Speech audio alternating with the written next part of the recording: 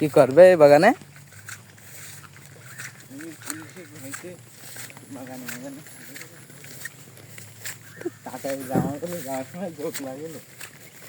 আসতে গেলেও যোগ লাগবে, জোরে গেলেও যোগ লাগবে।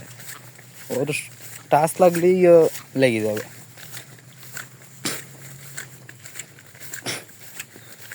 আমার তো খালি পা একেবারে, আমার আরো লাগবে বেশি। না তোর প্যান না নিচে পর্যন্ত আছে, চেক করে দেখি। নেই।